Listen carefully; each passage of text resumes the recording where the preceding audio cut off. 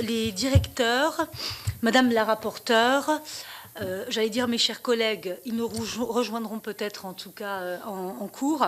Nous poursuivons nos travaux avec une audition donc, de représentants du secteur financier en recevant Monsieur Benoît de la Chapelle-Bizot, directeur des affaires publiques du groupe BPCE, Monsieur Nordine Si Mohamed, directeur des marchés spécialisés à la Caisse d'épargne Île-de-France, et enfin, M.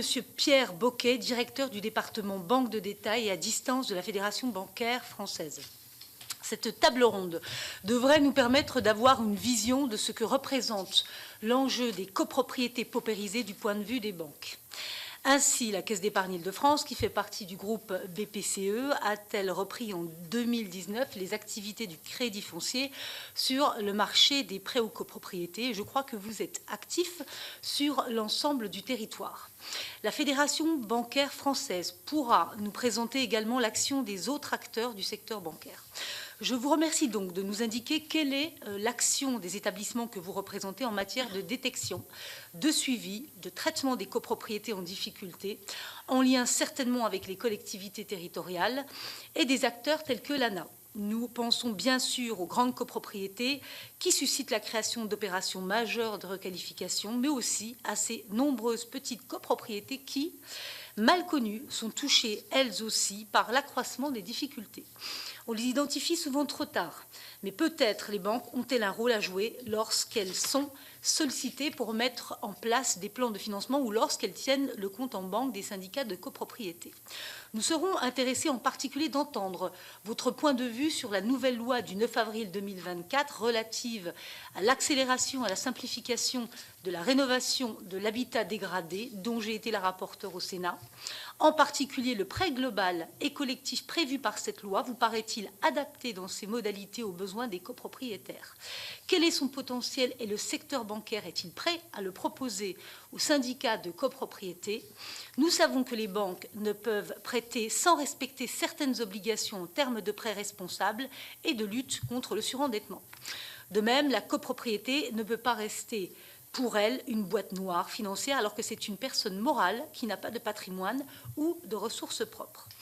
Avant de vous laisser la parole pour un propos introductif, il me revient de vous indiquer que cette audition est diffusée en direct et en différé sur le site Internet et les réseaux sociaux du Sénat et qu'un compte-rendu sera publié. Je dois également vous rappeler qu'un faux témoignage devant notre commission d'enquête serait passible des peines prévues aux articles 434-13, 434-14, 434-15 du Code pénal qui peuvent aller de 3 à 7 ans d'emprisonnement et de 45 000 € à 100 000 € d'amende. Je vous invite donc à prêter serment de dire toute la vérité, rien que la vérité, à lever la main droite et à dire « je le jure ».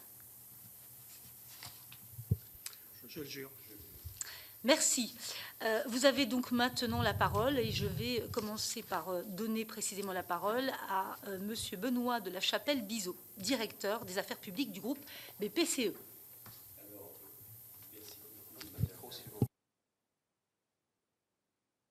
Madame la sénatrice, on avait modestement l'idée de commencer par l'environnement plus global qui était Monsieur Boquet de la Fédération bancaire, pour qu'on parte du plus grand. Après, moi, je présente le groupe et Nordine présente l'activité telle qu'elle est faite dans son établissement. On pensait que c'était plus logique, mais évidemment, nous nous en remettons à vous. Je vous en prie, on peut fonctionner comme ça. Merci. Vous nous avez demandé quel est le rôle des établissements de crédit et de groupe BPCE. Comment? Je commence donc. Ah oui, pardon. D'accord. Mais pas grave. C'est comme vous le souhaitez. Non. Hein. Nous allons nous adapter. En tout cas, merci beaucoup, Madame la Présidente, Madame la rapporteure, de nous donner la parole sur ce sujet. Nous connaissons votre implication sur le sujet du logement de manière générale et nous avons pris connaissance, bien évidemment, du rapport que vous avez rédigé avec Madame la sénatrice Estrosi Sassone, dans lequel vous avez formulé des propositions pour relancer l'accession à la propriété. C'est plus large, mais c'est concerne quand même le logement. Donc, quelques mots d'introduction que je souhaite partager avec vous en lien avec ce sujet des copropriétés et du financement pour redonner quelques points, on va dire, d'ancrage. Tout d'abord, engager des travaux notamment des travaux de rénovation énergétique. Vous avez fait référence au projet de loi Habitat dégradé. C'est d'abord une conviction personnelle que les ménages doivent avoir, qu'ils soient en copropriété ou non. Incité ou non d'ailleurs par de la réglementation. Mais c'est aussi une capacité pour ces ménages à trouver ceux qui réaliseront ces travaux dans de bonnes conditions et de confiance. En soi, l'existence de solutions de crédit n'est pas à elle seule de nature à faire agir un ménage pour bâtir un projet de rénovation et de travaux, notamment de rénovation énergétique.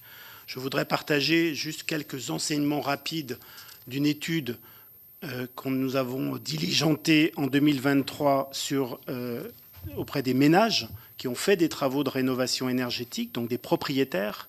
Pour quasiment 80% d'entre eux, la première difficulté qu'ils ont rencontrée, c'est l'obtention des aides, et à peu près à moitié, et l'autre difficulté, c'est trouver un artisan ou une entreprise de travaux de qualité et disponible pour faire ces travaux. Autre enseignement qui nous semble important, c'est que près d'un bénéficiaire d'une aide sur deux n'aurait pas pu faire du tout les travaux s'il n'avait pas eu cette aide. Un chiffre qui passe à près de 80%, 78% exactement, lorsqu'on ajoute ceux qui n'auraient pas pu faire leurs travaux que partiellement. Dans cette étude, il ressort 3 éléments clés de réussite collective, de notre réussite collective, pour réussir cette rénovation énergétique de façon large. Tout d'abord, l'accompagnement. Et en ce sens, sans doute, France Rénov et l'accompagnateur Rénov sont et devront être au cœur du dispositif. Faciliter l'accès aux aides, c'est essentiel. Leur nombre, la complexité, les parcours, il y a sans doute encore des marges de progrès à faire. Et faciliter l'accès à des professionnels et artisans compétents et disponibles. Avant de parler plus spécifiquement des copropriétés dégradées, il nous semble essentiel de rappeler que la copropriété en elle-même est un objet complexe, par nature, parce que c'est une communauté humaine, diversifiée, de copropriétaires qui ont chacun des situations particulières, des objectifs divers. Je pense qu'il ne faut pas perdre en tête cette caractéristique humaine essentielle quand on veut mener à bien des travaux, quel que soit l'état de la copropriété. Pour le financement, aussi quelques éléments de base que nous souhaitons partager. La première source de financement possible, c'est la mobilisation de l'épargne individuelle des ménages copropriétaires.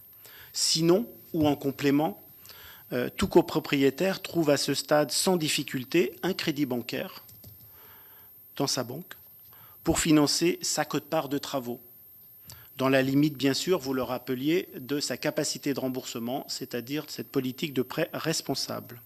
Aujourd'hui, les financements se font essentiellement, en effet, par l'octroi de prêts individuels, et toutes les banques répondent présentes et souhaitent financer plus de projets. Concernant la solution du prêt collectif copropriété, c'est possible, avec sans doute un potentiel de développement et en montant et en nombre d'acteurs, mais il faut que ce cadre soit plus attractif et praticable pour les prêteurs et les copropriétés.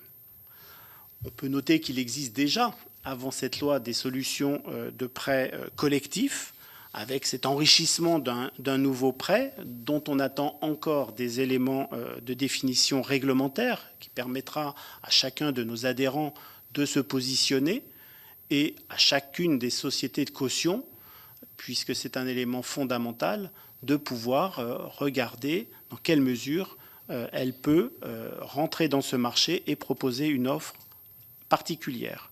Mais enfin, et pour terminer, je crois que pour une partie des ménages copropriétaires, sans doute les plus modestes ou les plus âgés, et notamment dans des copropriétés dégradées, la solution ne passera pas par beaucoup plus d'endettement bancaire ou beaucoup plus de charges de copropriété, mais par plus d'aides, plus de subventions, avec leur éventuelle avance pour les plus modestes. C'est le terme de prêt responsable qui nous relie tous, en tout cas tous nos adhérents, qui nous semble important de garder comme ligne de crête pour continuer à faire un prêt qui ne vienne pas mettre en péril la situation des ménages, d'autant plus s'ils vivent déjà dans un environnement difficile d'une copropriété dégradée. Je vous remercie, Monsieur Si Mohamed ou Monsieur Chapelle-Bizot. Vous le décidez, pardon. Merci beaucoup, Madame. Vous nous avez demandé tout à l'heure qu'est-ce que les groupes bancaires faisaient pour les copropriétés. En élargissant un peu la focale, avant de parler de la paupérisation des copropriétés, le groupe BPCE, c'est le premier bailleur social privé de France et le troisième bailleur social de France. Nous avons 250 000 logements HLM au sein du groupe. Et donc, évidemment, ces logements HLM, c'est des copropriétés. Et nous sommes le bailleur, nous les entretenons, nous les rénovons. Et c'est la première responsabilité en termes de copropriété que nous avons. Ensuite, nous sommes le deuxième prêteur de crédit immobilier en France. Parce que beaucoup de copropriétés, elles vivent, il y a des gens qui arrivent, il y a des gens qui partent. Et l'essentiel des achats immobiliers se fait avec du crédit. Et donc, ces allers et retours, ça permet aussi la rénovation des copropriétés à l'intérieur, pas forcément dans les parties communes, mais à l'intérieur des logements, puisque un nouvel arrivant, généralement, fait des travaux.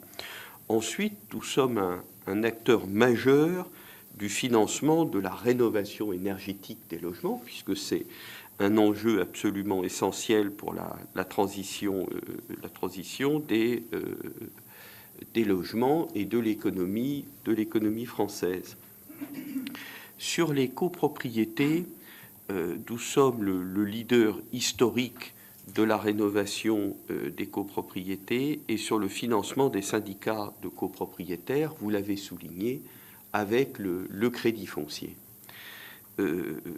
On avait, de ce point de vue-là, un temps d'avance sur nos autres établissements, et aujourd'hui, je dois le dire, et Nordine le dira mieux que moi, c'est pas que nous sommes les premiers sur la rénovation des copropriétés, c'est qu'aujourd'hui, on est à peu près les seuls.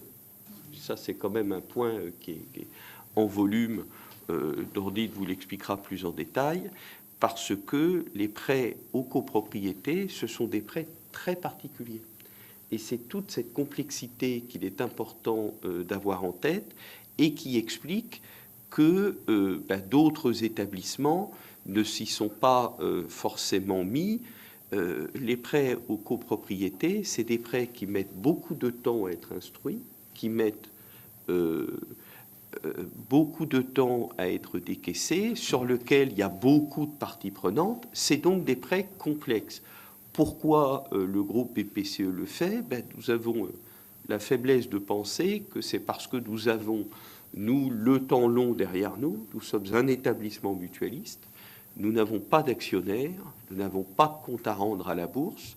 Et nous nous attaquons, si je puis dire, aussi sur tout le territoire au financement des copropriétés parce que c'est dans notre modèle mutualiste de servir tous nos clients, y compris des clients qui sont un peu particuliers.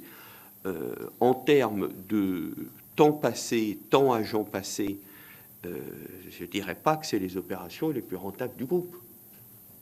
On n'a pas de chiffres précis, en tout cas à mon niveau, pour vous le dire, mais c'est bien des activités que nous sommes fiers d'exercer, et je le soulignais aussi, grâce à la présence de nos 6500 agences. Peut-être qu'un jour, on pourra en proposer sur l'ensemble du territoire. En tout cas, ce qui est important que vous ayez en tête, la Caisse d'épargne Île-de-France le fait, mais nous espérons bien développer au sein du groupe les prêts aux copropriétés dans d'autres caisses d'épargne. Le mouvement est enclenché et il devrait se développer. Alors, merci beaucoup. Monsieur Si Mohamed. Madame la Présidente, beaucoup de choses ont été dites en propos préliminaires. Peut-être que je peux structurer le mien autour de trois domaines. Le premier, c'est quelle vision du marché on a pour le partager avec vous. Le second, c'est quels sont, de notre point de vue, finalement, nous qui sommes en mouvement sur le terrain, quels sont les besoins des protagonistes, et puis enfin, comment notre offre à la Caisse d'épargne Île-de-France répond à ces besoins. Peut-être juste notre vision du marché. Un grand nombre de chiffres circulent, vous les connaissez probablement, sûrement. On parle de 700 000 copropriétés à l'échelle du territoire français, dont plus de 30% d'entre elles sont dans la région d'Île-de-France. Ces copropriétés sont gérées par 12 000 syndics qui les gèrent au quotidien. L'essentiel de la construction, ou une grande partie de la construction, c'est les années 60-80, ce qui effectivement induit, au moment où on parle, un besoin important de rénovation. Et de rénovation, finalement, de ce qu'on en voit, nous, sur le terrain, c'est quand même essentiellement de la rénovation énergétique.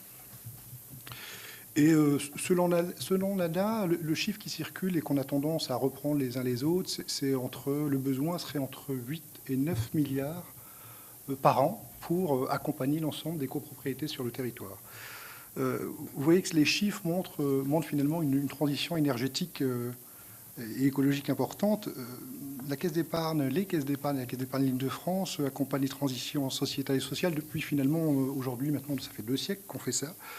Notre modèle, le disait Benoît, mutualiste et coopératif, fait que finalement notre destin est lié au territoire. Donc le développement de notre territoire, c'est aussi notre développement à nous. Et donc c'est pour cette raison que la Caisse d'épargne Île-de-France est en mouvement sur la copropriété, car on parle là d'un marché absolument important qui est en plus en train de se développer. On le voit un peu, nous, tous les jours.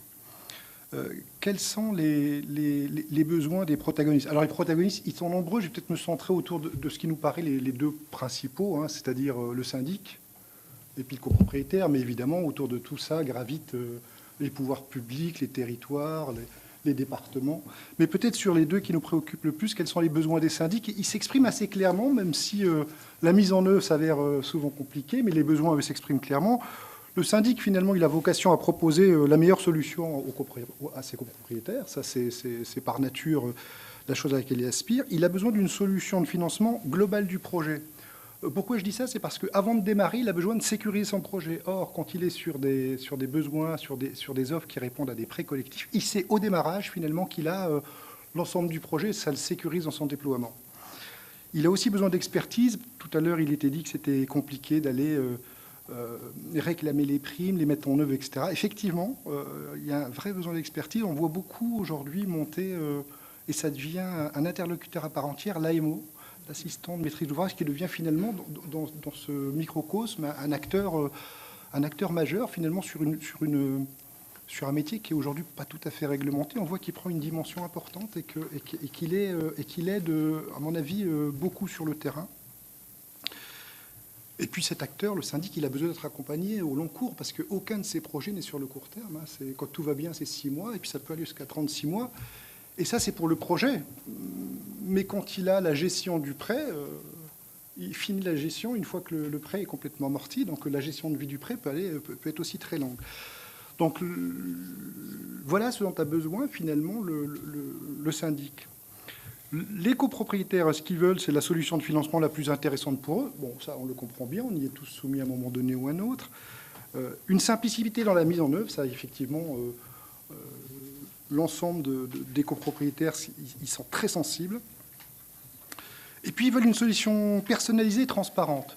Alors, pourquoi personnalisée? Parce que quand vous intervenez en AG et que vous dites on va faire un prêt collectif, la première préoccupation des copropriétaires, c'est est-ce que si mon voisin ne paye pas, je serai obligé de payer. Ouais, ça, c'est souvent la première préoccupation.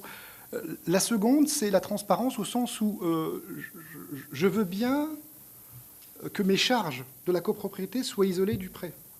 Je veux payer mon prêt d'un côté et je veux les charges de l'autre. Pour une raison assez simple, c'est que, à tort ou à raison, ce que craint le copropriétaire, c'est que si tout passe par la copropriété, qu'il y ait des charges ou des commissions annexes qui viennent s'y greffer. Donc ils aiment bien cette transparence-là qui permet d'isoler ces 2 choses-là.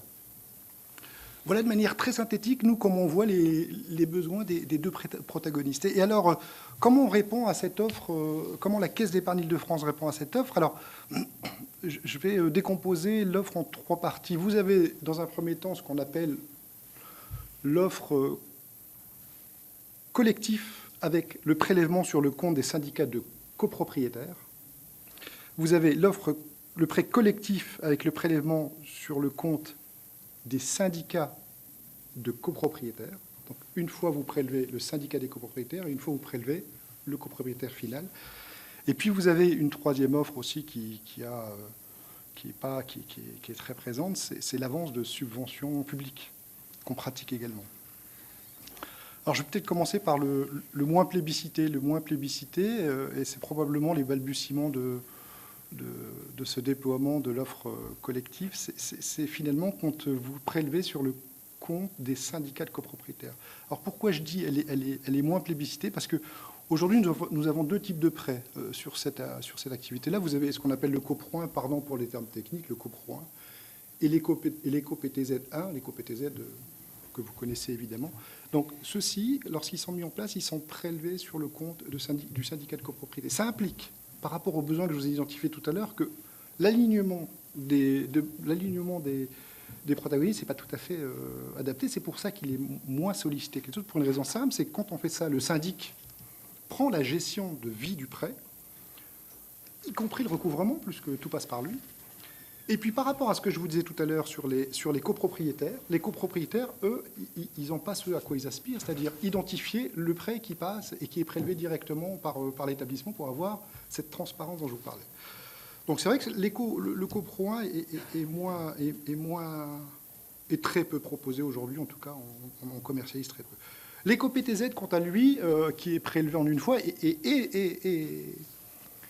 est proposé. Néanmoins, sur des volumes, jusqu'à aujourd'hui, c'est des volumes très faibles, parce que la difficulté qu'ont les syndics, c'est que l'éco-PTZ, avec cette mouture-là, fait qu'ils ont à gérer derrière la vie du prêt. Et ça, c'est une vraie limite pour les syndics.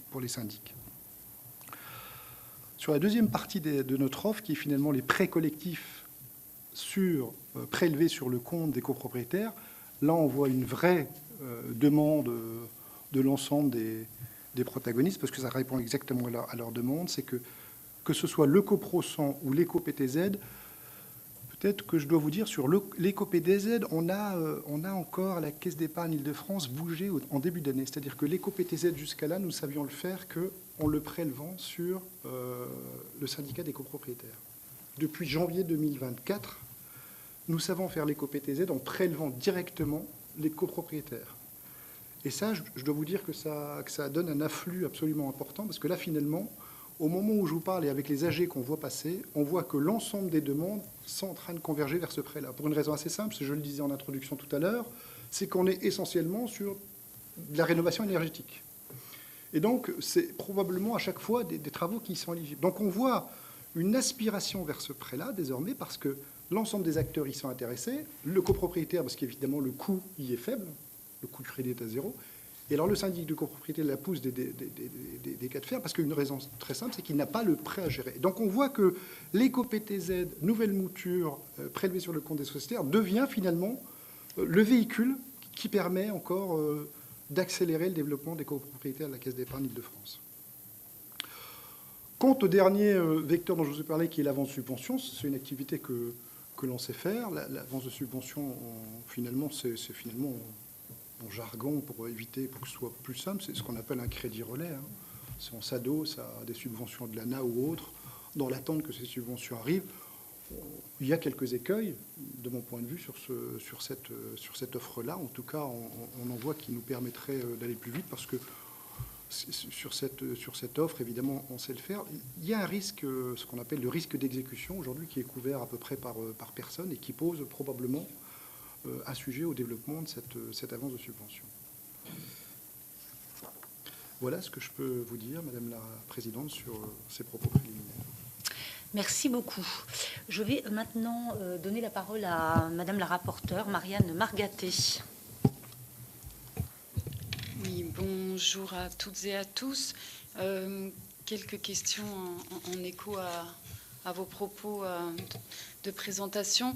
Je voulais savoir si vous avez une analyse particulière face au phénomène qui est d'ailleurs l'objet de notre commission d'enquête sur les questions de paupérisation des copropriétés. Est-ce que c'est un phénomène que vous mesurez, sur lequel vous avez été amené à voilà, à vous positionner, en tout cas à ajuster, en tout cas que vous ressentez de votre point de vue de secteur bancaire, cette paupérisation qui nous semble allant en s'amplifiant et également, je voulais pointer, alors je ne sais pas si sur la question des petites copropriétés, est-ce que vous intervenez sur tout type de copropriété? Est-ce que vous avez plutôt, enfin voilà, quel est un peu les clients auxquels vous répondez et l'offre? Est-ce que votre offre aujourd'hui est adaptée autant à tout type de copropriété ou pas? Et je voulais que vous reveniez sur ce que vous disiez sur l'avance, monsieur, sur l'avance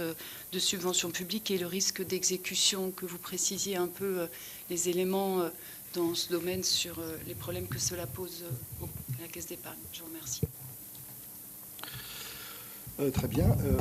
Alors sur le risque d'exécution, ce que j'entendais, c'est qu'à partir du moment où les travaux...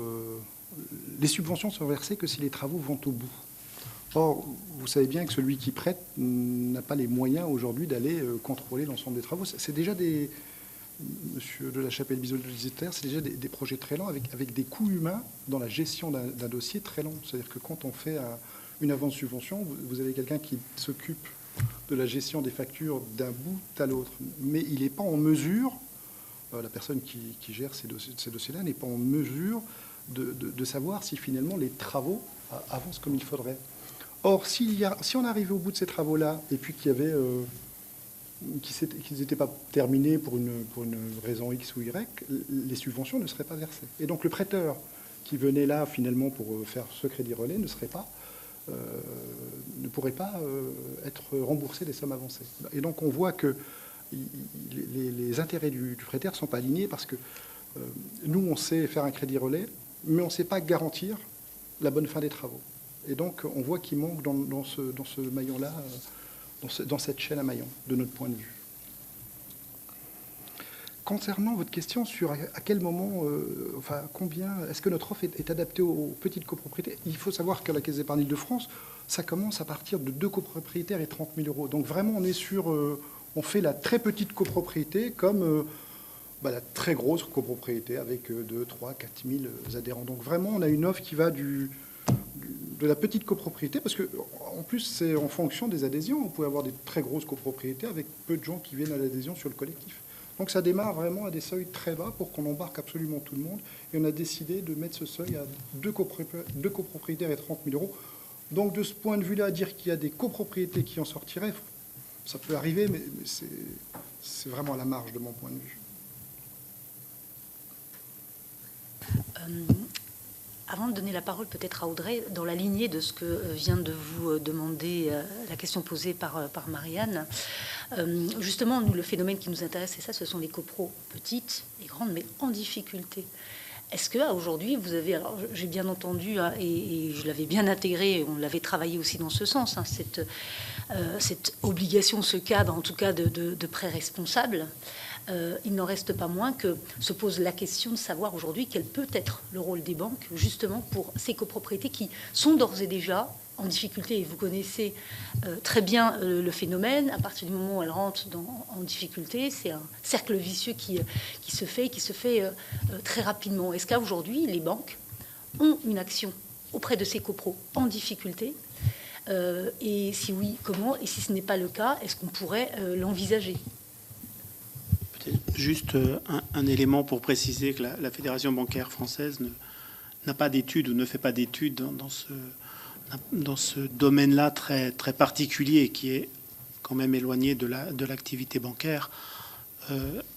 Après, ce que je peux dire, c'est que tout relève de la relation banque-client. Et donc, c'est dans le cadre de ces relations banque-client, que ce soit un client syndic ou un client individuel copropriétaire, que cette vision-là individuelle et donc individualisée de l'accompagnement en cas de difficulté peut se faire. Mais il n'y a pas, en tout cas au niveau de la fédération, nous n'avons pas de vision particulière sur ce phénomène des copropriétés dégradées ou en difficulté, puisque nous n'avons pas les indicateurs particuliers. Il y a eu des estimations données notamment par le ministère où j'ai compris qu'ils identifiaient à peu près 10 000 copropriétés en difficulté, 80 000 copropriétés fragiles et environ 1500 copropriétés dégradées sous dispositif ANA.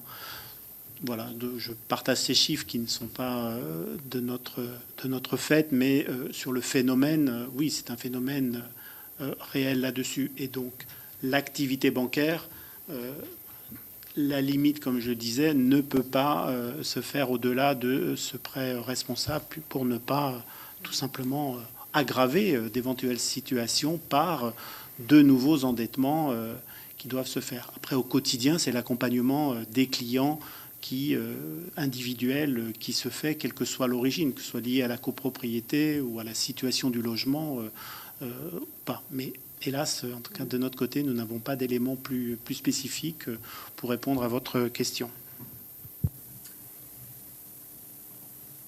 S'il n'y a pas d'autres réponses de votre part, Audrey Linkenheld.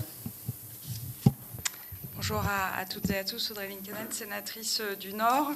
Moi, j'avais une petite question relative à justement l'expérience qui est en particulier celle du réseau BPCE, hérité notamment du crédit foncier.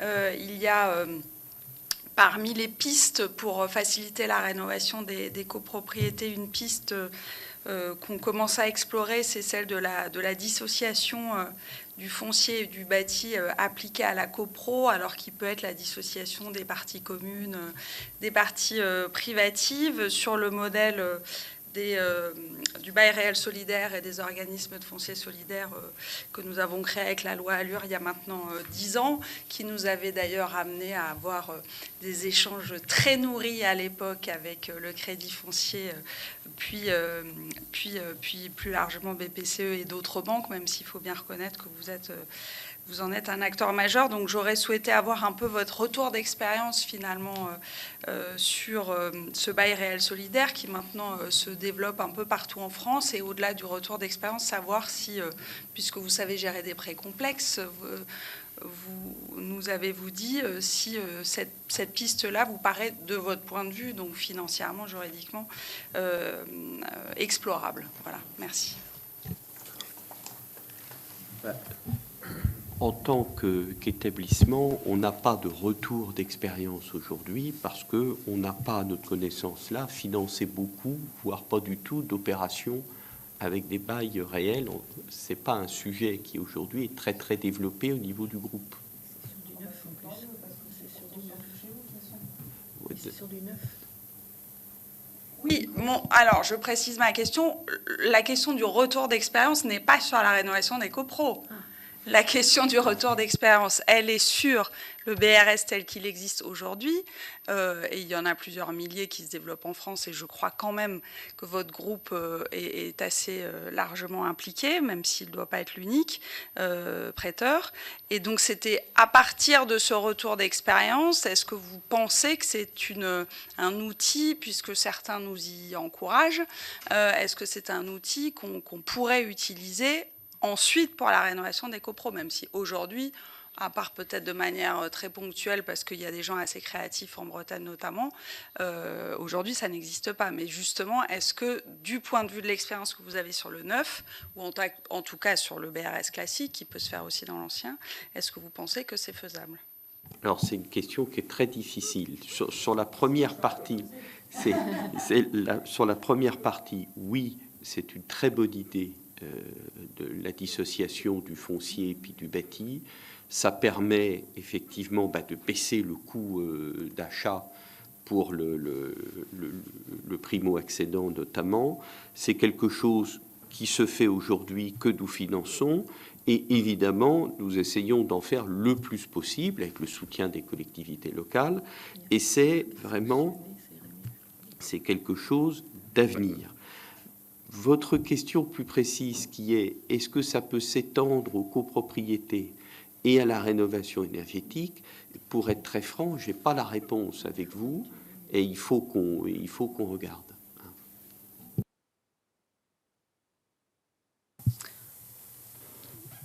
D'autres questions?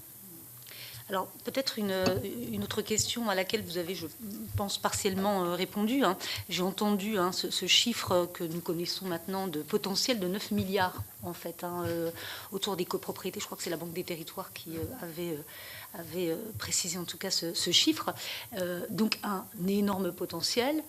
Vous l'avez dit clairement, vous êtes aujourd'hui positionné avec des produits bien précis.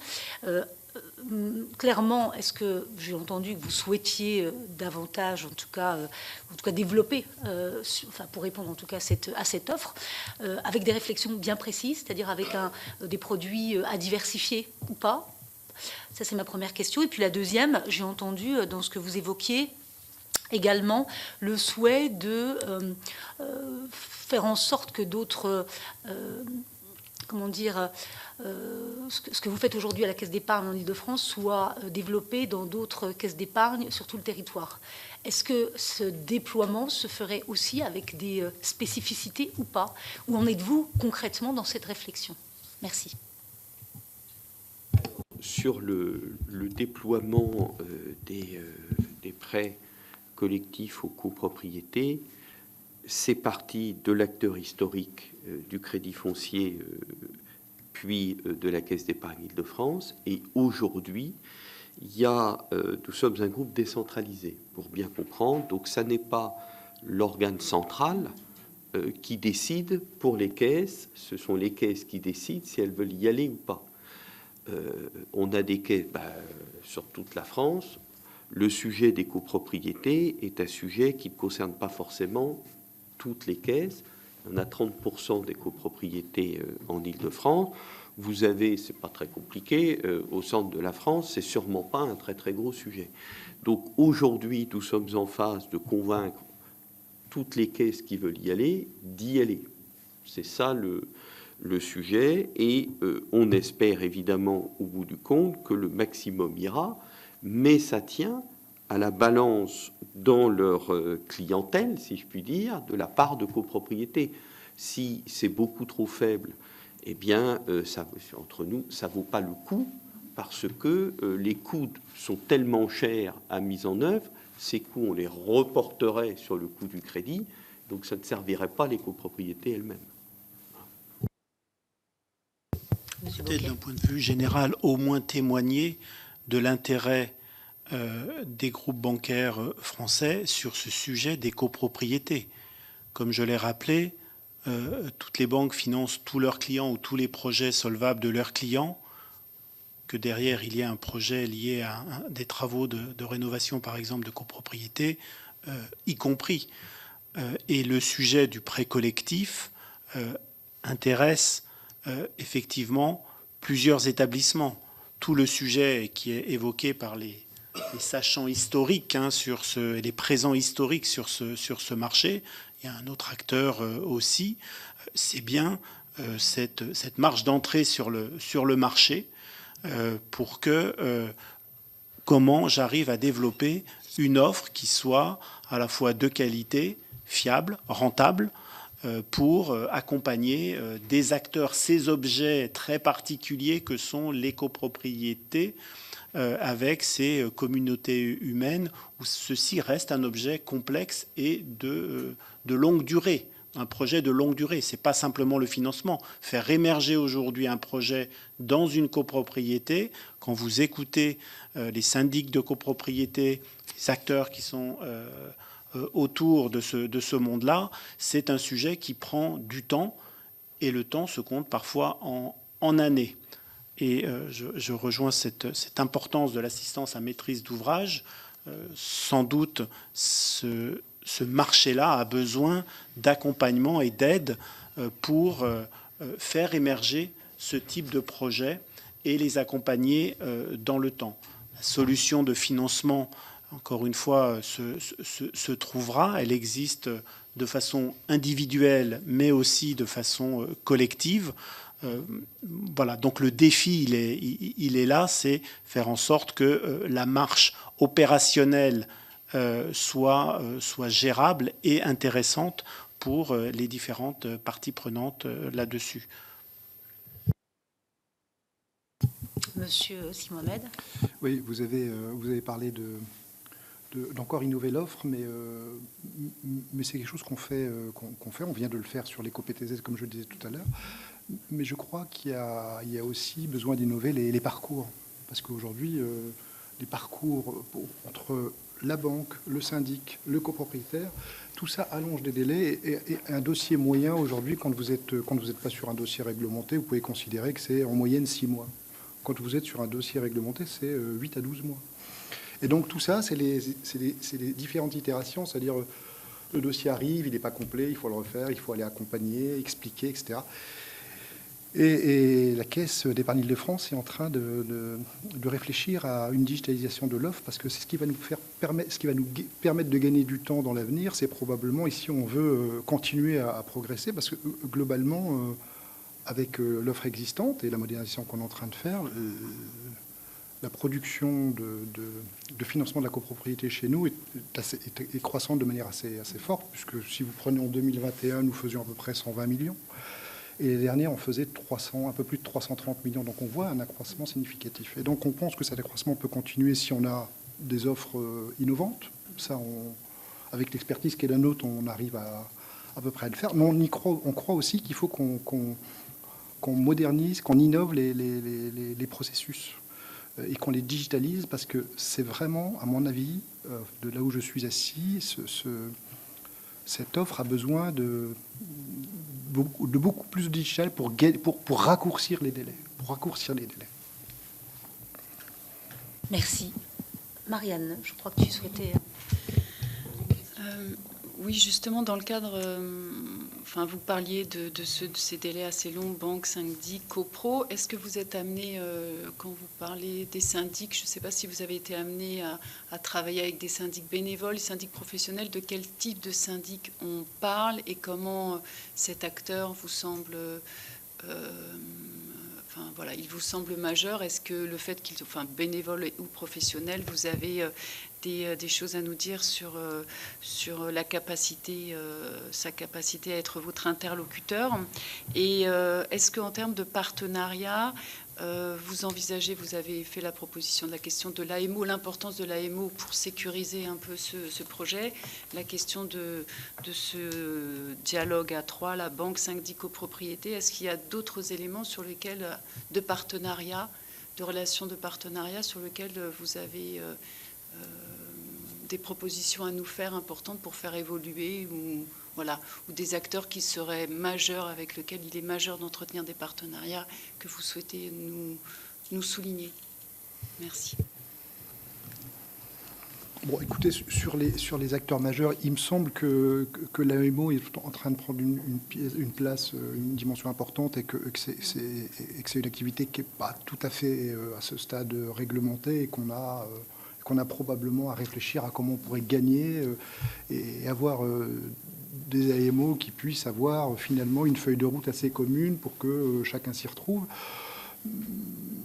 Évidemment, nous, on a des échanges parfois avec les départements, les régions, chaque fois que c'est nécessaire, mais l'essentiel de la construction de l'offre se construit entre le syndic, la banque et l'AMO. Et ça me paraît être la pierre angulaire de l'accélération du développement des financements des copropriétaires. Très bien. Je ne sais pas s'il y a d'autres questions ou d'autres choses à ajouter de votre part qui pourraient nous aider dans nos travaux.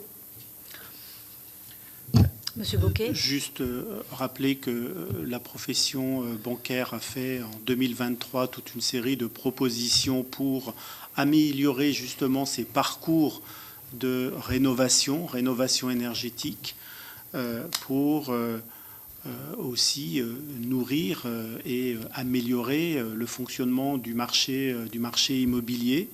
Donc ces propositions, certaines ont déjà été reprises, d'autres sont en cours de travail.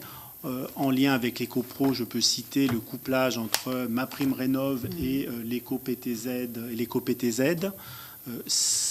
Nandine évoquait le sujet des parcours. On est en plein dedans. On est sur cette notion de parcours. Est-ce qu'il y a des choses à gagner pour faciliter ce parcours? Quand on a obtenu MaPrimeRénov', eh bien, l'idée, c'est de ne pas redéfinir et redérouler tout un dossier, de rapporter des pièces et donc de faciliter la vie, alors ici, de la copropriété et du syndic, comme on l'a fait pour les emprunteurs individuels, en couplant aussi, sur une idée qu'a eu la profession, en couplant MaPrimeRénov' et l'éco-PTZ. Donc c'est ces petits pas ou ces idées qui peuvent mettre de l'huile un peu dans les rouages. Il n'empêche malgré tout qu'à un moment, les basiques resteront très, très, très prégnants. La capacité de remboursement, qui assume le risque, qui paye les éventuelles pertes. Donc dans cette communauté, comment se fait ce partage, sachant que les banques veulent tenir tout leur rôle, et là, elles sont très preneuses de nouveaux projets, justement, mais là où elles sont et là où elles peuvent être. Elles ne peuvent pas assumer, bien sûr, des fonctions qui ne sont pas les leurs dans le cadre du prêt responsable. Je terminerai là-dessus. Merci. Merci à vous. Écoutez, nous reste à vous remercier pour votre présence, pour vos contributions. Vous précisez, vous le savez certainement, que nos travaux prendront fin donc, au 31 juillet en fait, de cette année, et à cette occasion, un rapport donc, spécifiquement sur le phénomène de paupérisation des copropriétés sera donc présenté. Merci encore. Merci.